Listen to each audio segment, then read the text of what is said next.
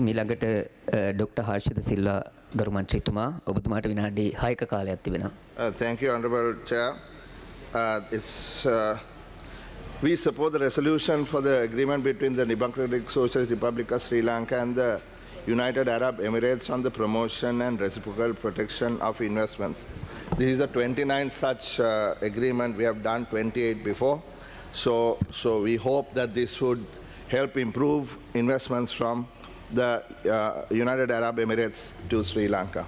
But there is a much more urgent matter brewing in the Middle East. And even the United Arab Emirates have already suggested that if Israel continues to go ahead with their plan to occupy the land of the Palestinians, that they will cross a red line and will damage the spirit of the Abraham Agreement, which normalized the relationship with the two countries. Mr. Chairman, the world watches in horror as the humanitarian catastrophe of unprecedented scale unfolds in the Gaza Strip. This is a profound human tragedy that tests the moral fiber of every nation, and it demands that Sri Lanka not only affirm its principles but also act upon them.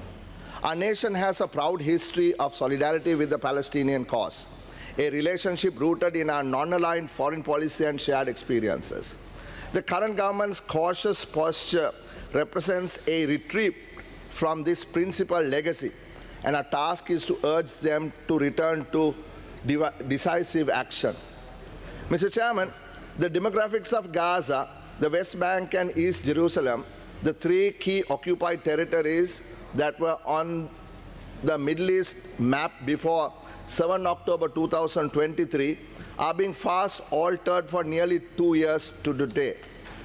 It is brutally evident that the new facts are being created on the ground through a deadly combination of political, military, ideology-based strategies which have snuffed out the innocent lives of more than 60,000 people and displaced over 2 million, half of them children.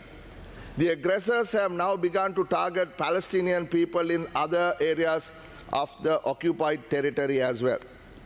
No decent, democratic, conscientious nation or people can be reticent or worse, collusive over these violent catastrophes that the world witnesses with shattered hearts day in and day out.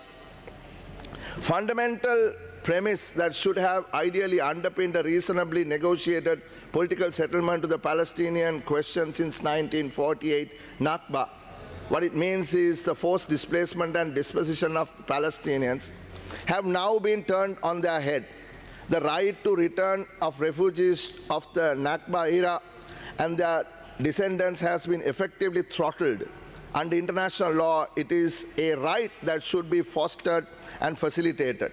Rather, the reality today is that far more ominous. More and more Palestinians risk expulsion or evacuation from their territories. Contrary to the principles of international humanitarian law, food, medicines, and other essentials to a hungry, desperate, and often bleeding population is not just denied, but actively blocked. We are now witnessing the expeditious undoing of all the principles and norms that would have made the long yearned for two-state solution an ultimate reality. Historical revisionism continues to persist so defiantly in its political, military, and socio-economic aspects, aided by active political and economic support, encouragement, and even military assistance from a handful of powerful nations.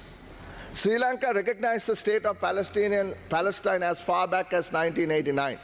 Consequently, the Palestinian diplomatic representation in Colombo is recognized as the embassy of the state of Palestine in terms of the Vienna Convention on Diplomatic Relations. It is a national responsibility to assert that recognition on every platform, regional and international, as well as bilateral and multilateral. Not doing it as assiduously as such state recognition entails, or behaving in a manner that chips away at the core of the recognition, means that the government doesn't care if the state so recognized exists or goes off the face of the earth. It is not just a treachery committed against the Palestinian people, but an imprimatur of approval for the ongoing anti-Palestine abolitionist project, which, if successful, would undoubtedly have wider ramifications for regional security and stability, including Sri Lanka.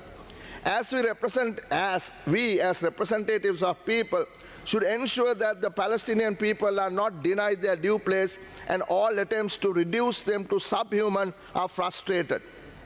Mr. Chairman, the United Nations is marking its 80th anniversary this year. The General Assembly, which begins its 80th session today, would be a platform for countries to celebrate the legacy of the UN and lament its manifold limitations as well. Mr. Chairman, nothing in recent times has exposed the depths of the UN Security Council's inefficiency and unresponsiveness as much as the Gaza situation has done. It is important that the special gathering of world leaders should reaffirm the right of the Palestinian people to self-determination, which means more than just mere expression of a two-state solution, but the actual realization of a state for Palestinians in peaceful coexistence with its neighbors. It is high time that the government of Sri Lanka call a spade and directly and unequivocally call for the end of occupation and catastrophic military onslaughts and illegal settlement activities. However, at no point can the terrorist actions of Hamas be condoned. They must not be allowed to use the innocent people of Gaza to meet their own objectives. As we all know, it is a killing of some 1,200 Israelis and the taking of 250 hostages on 7 October 2023 finished by Hamas that set off this massive Israeli offensive. The sad truth, Mr. Chairman, is that it is the innocent on both sides who have and are paying with their lives for terrorism on both sides. Mr. Chairman, it is a moment for Sri Lanka to rise to a moral responsibility, to honor our legacy, and to join the growing chorus of nations that choose justice over expediency. Thank you very much.